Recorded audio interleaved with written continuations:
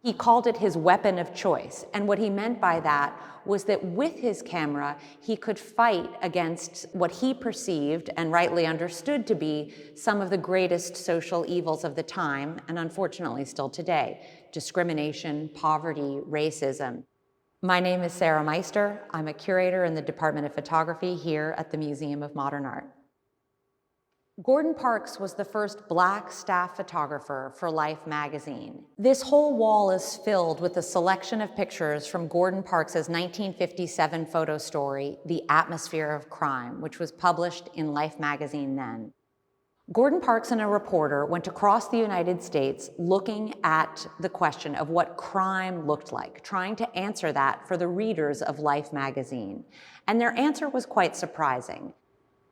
Gordon Parks presented a picture of crime in the United States that managed to really preserve the anonymity of the so-called criminals.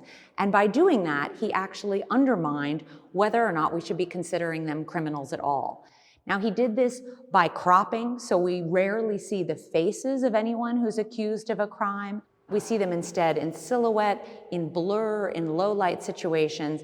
And in this one of my favorite pictures from the series, you see the tension of the man behind bars whose one hand is gripping the bar while the other hand is sort of feigning relaxation or a casual posture, dangling a cigarette between the bars. It evokes this sympathy because you're denied any other information. You're not allowed to see, you get a hint of his skin color, but really beyond that, all you can grapple with as a viewer is that tension between the one hand gripping the bar and the other holding a cigarette. When I look at these pictures made in 1957, I can't help but be struck by their incredible cinematic quality. They have these rich, saturated hues, even in low light situations. You could imagine the movie scene unfolding from any one of them. I love that in this story, while he's preserving the anonymity of the accused, while you rarely see a so-called criminal's face, the scholar Nicole Fleetwood pointed out that as a counterpoint to the anonymity of the people accused of crimes in Parks's photographs, it's the policemen and the detectives that are rendered with blistering specificity, that you see every aspect of their police work, from the mundane desk work at the precinct to the raids in otherwise perhaps tranquil domestic settings. He brings into question our very understanding of what a potential crime scene would look like.